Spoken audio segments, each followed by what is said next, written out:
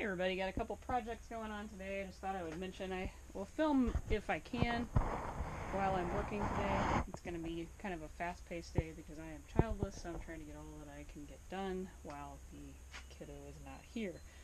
Got this little turtle guy, obviously hard hat, some wrenches. There's a handle back here for the tail, and I'll have to figure out a way to raise all that up. I'm going to put a light under him. I think he's kind of cute. I have this vase here made out of copper that I need to, it has been soldered, but I need to take some patina and go over this area here and then take some sandpaper and get where I nipped the board with the heat after I torched it. Some metal nibbling projects using a pattern, just a feather piece of paper that I cut a pattern out of.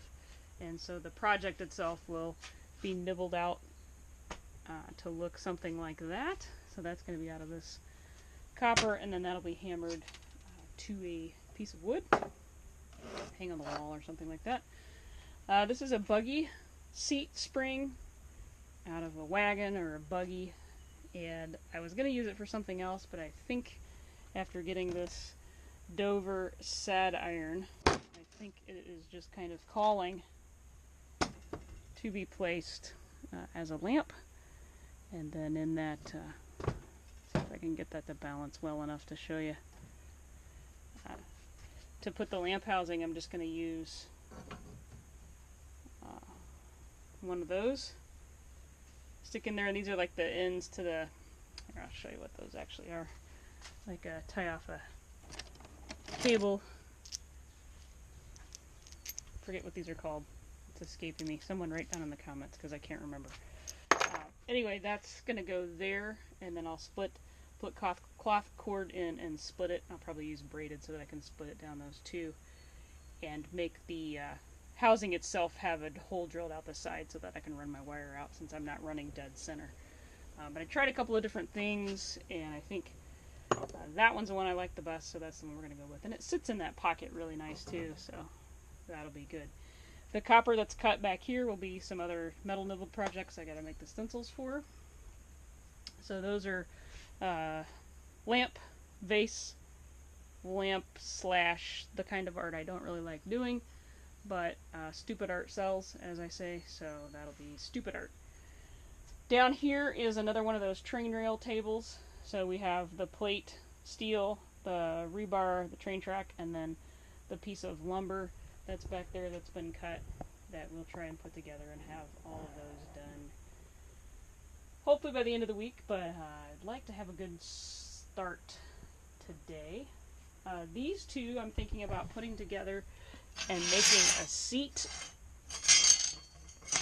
so that it'll sit something like that, and then making a side for it and kind of just making it be a little like bar stool style. That I picked up at the salvage yard, that being, excuse me, the gear crank attached to the camshaft. It just kind of screamed, make a lamp out of me, and then this shade I've had kicking around the shop for a while.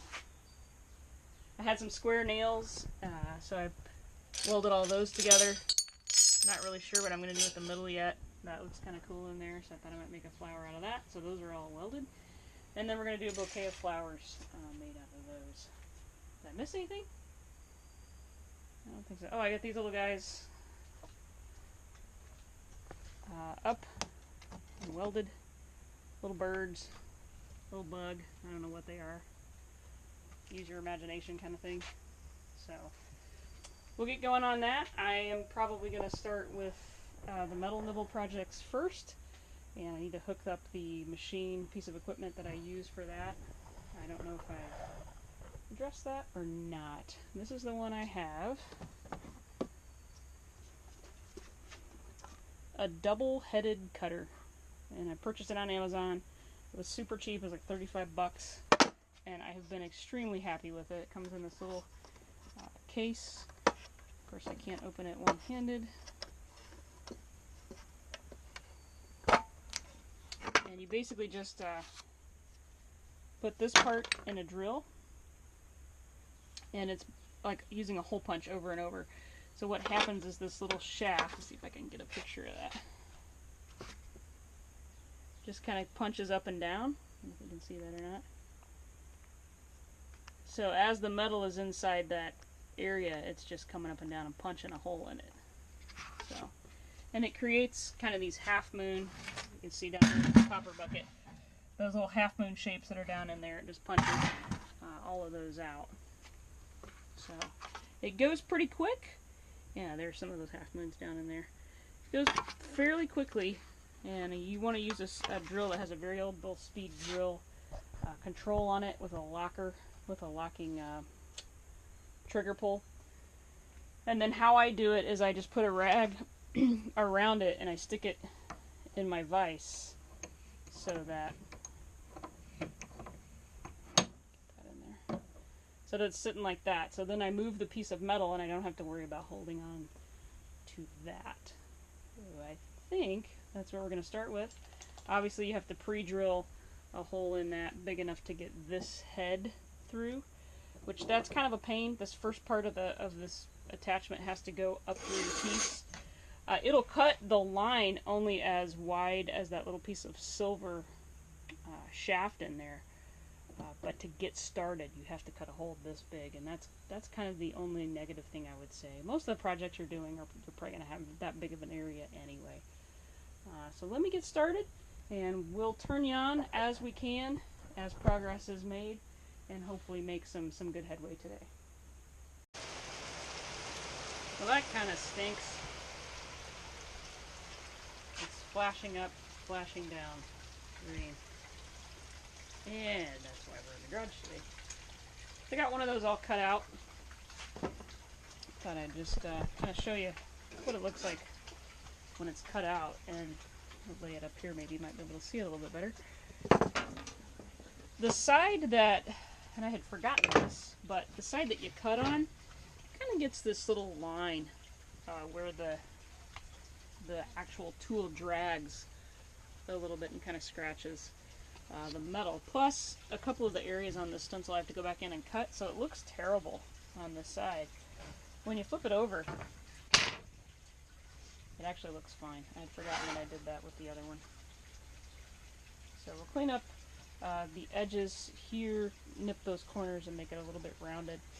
And then I think on these, I'm actually just going to leave them out in the rain. It gets kind of a unique pattern if I leave it out. Stick it outside.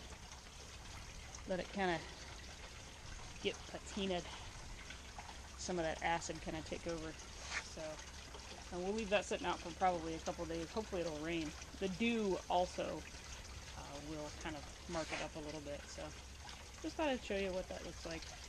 So on this other one, I'm actually going to flip, I think the stencil maybe, I guess I could leave it.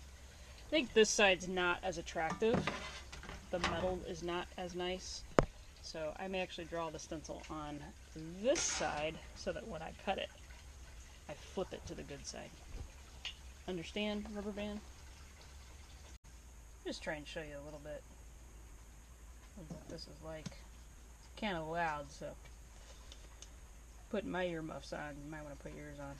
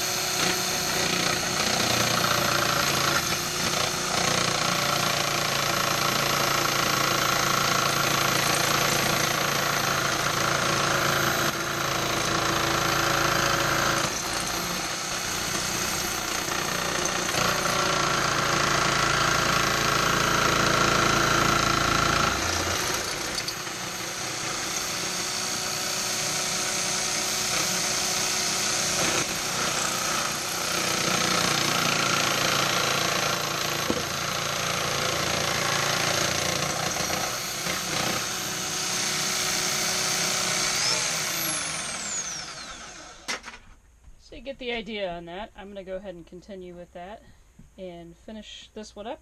And you can see here where this comes into a V, I'll go in with snips and we'll take that out with the snips. So I'm going to continue on with that, get that one done, and turn you back on here in just a second. We get it down to something that looks like that, and then I can just go in. I cut this one a little better. This is one of those tools that just takes a little bit of practice. I've done a few things with it, but I haven't had a lot of time to perfect that technique.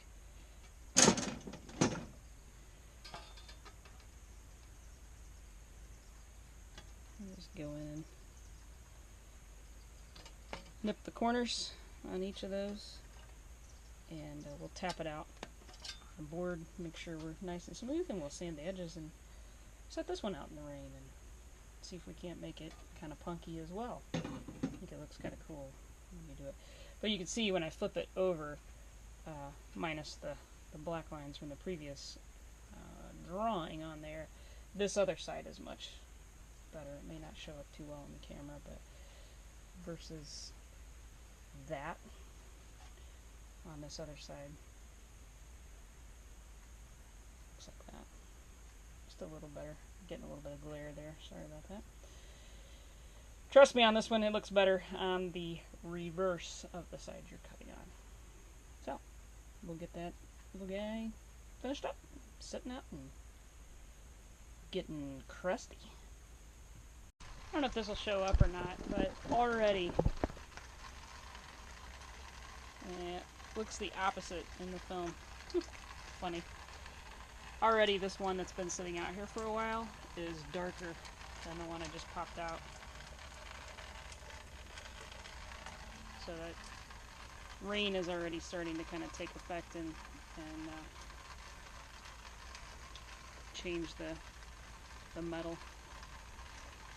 We'll go ahead and let those sit out. We haven't had rain in a while, so I'm going to take advantage of it while we have rain and just let that sit out here and kind of get crunchy. Beating up what I think is going to be a pretty cool pattern on there. So those two are done. Just need to nip the corners and sand the edges, but while we were raining, I thought I'd take advantage of that and just pop those out here. So let me get a couple more cut, and we'll move on to something else. I'll turn you back on when we get there. Alright, I got my little turtle wall tack welded. After it cools off, I'm going to set the helmet on there, the hard hat on there, and make sure that we are good before I permanent everything. I think it's going to be okay. It ain't pretty underneath, but that ain't going to show, so I'm not going to worry too much about it. And I jumped over to the lamp. I just wanted to mention that basically I have to get this piece here welded to the iron.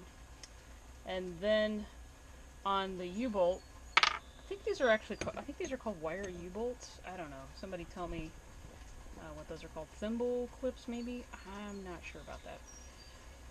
But basically, how you would normally run a socket like this one is you would screw it into a hollow threaded tube, and you would run your wire up that way. Obviously, I have a solid space here. I want to run my two wires through these two holes.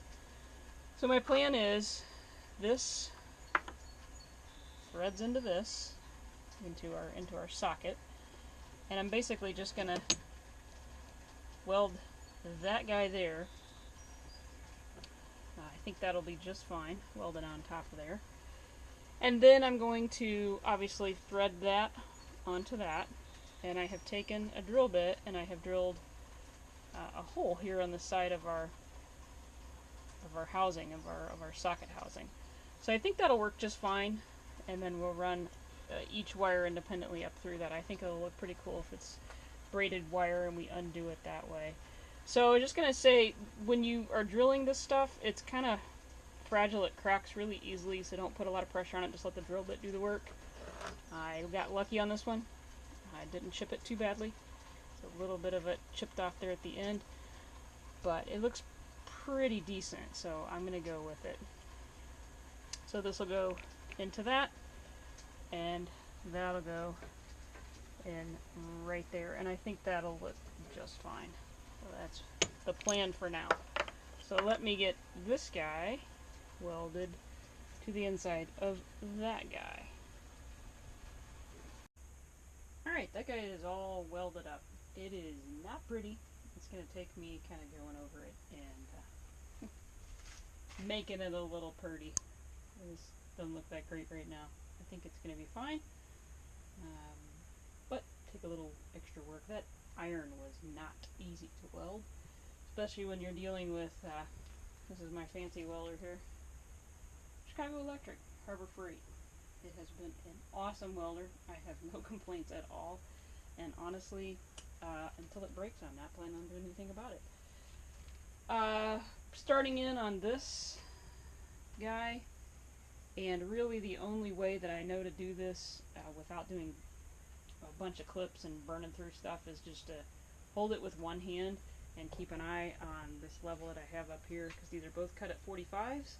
So if I get one of them level, which the first one I weld is this one, on the other one, this is the first one I welded, the one that's actually on the train rail. So I'll get that one on there as close to 45 as I can, as far as this angle is concerned.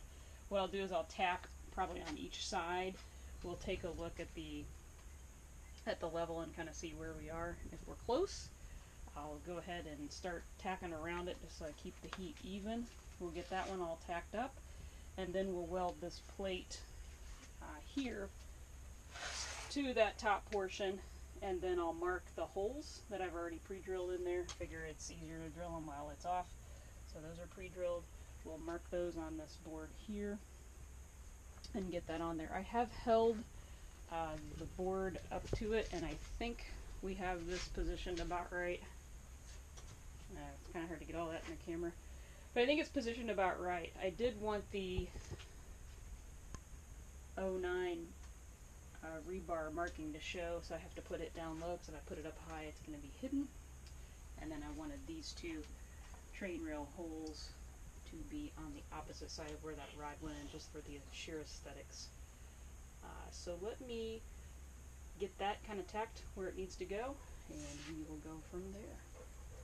There's a visitor again. Maggie! Did get that copper vase done, and I put it with the little table that I had made out of the other train rail. I think it turned out pretty cute. I maybe need to get some color up in the vase itself, but I think it looks pretty good. Pretty happy with the way that turned out. Need to oil the base that it's sitting on, but other than that, I like it. This is our modern corner, you know. Pretty cool. I don't know if anybody else will like it or not, but and it's kind of hard to see here, but this side is significantly shorter than the other, so it takes the flowers to make the complete loop. I like that. Get a little color in there, I think it'll look good. Maybe color only on the tall side. This is how you do the test. See if you got your weld right. You put your foot under there for me? Grab it. I think it's good. And yeah, I weld in shorts. Problem. I think that's pretty good. I've beat on it and pry it on it and actually tip it all the way back. No issues. So I'll pretty that up a little bit, but for now, I'm going to tack on this piece. They have to have the wood piece on there to figure out exactly where that's going to go. So this is sitting a little bit proud one way on purpose, because when I add the board at this angle, I'm actually going to tip it back just a hair this way. So when I do that, that's going to line us right up. If you can see that or not, but it's going to put it just perfect. So I did that on the last one, just overcompensated slightly for the weight of that board wanting to push down this way on. So basically I'm going to sit it here and it's going to kind of want to tip down. So if I overcompensate and make it sit just a little bit proud, it ends up sitting just perfectly level. We hope. I did it on the first one, so let's see if we can't get that on there. But one of the things I have to do is sit my old stool over here, put a few blocks under it, get that prepped up to figure out where exactly that board and that metal piece need to go before we continue on. Told you it'd be perfect after I got the wood on there. Couldn't get much better than that. So just gotta drill the holes, mark the holes that need to be drilled rather, at the bottom of that board. Get that dude spit shined. We are good to go. Dare I move it this way? And we're a little off. There. We're still within the line. Board must be off. That's dead on there. This is the one you worry about though. And that one's good. I'm 2 for 2 on that. And that's the hard part. No, that is not me peeing in the background. This weather just will not let up today. Here it is, completed. And the wood has been attached. I put some wood screws in the bottom, ground everything down. So it is good to go. I'm going to oil it. Once this wood is oiled, it'll totally change the look of it. That is our train table. Call these derailed. Not too bad. Let's give it a little, see how much it changes how it looks. Once again, using my secret weapon. Boiled linseed oil. Getting a little thin actually. I need to probably get some more pretty soon. The other one I made, the rebar was green because it was the stuff they're painted and using for the highway. This one is not. It's just black. I think I'm just going to go ahead and oil it and leave it that way though.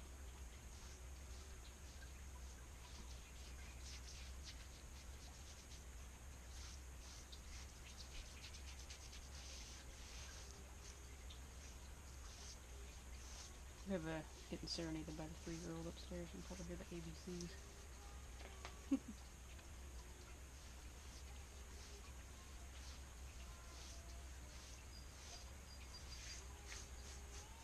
Alright, continue on with that and turn you back on when we get it all together. Kind of boring watching me, kind of like watching paint dry. Watching a little dry. And then when we're gone tomorrow, when I'm gone tomorrow out in the sun, it'll get a good baking. That's going to look nice.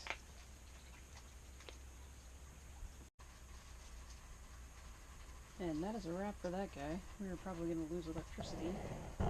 Lights have been flickering for a bit here. Copy out of the stand. And that's not showing up at all, is it? Let me get a light. I wanted you to see. The table upstairs I left painted. This one I actually ground on it. So you could really see that zebra striping. I think that turned out pretty good. So that's it all rolled up. Looks a little better anyway. I think we'll go with that. I like it. Love the design.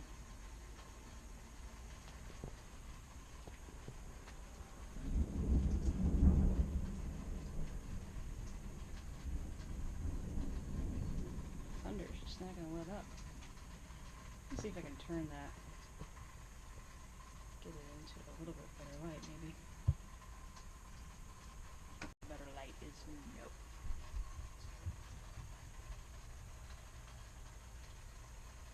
That's as good a light as you're going to get.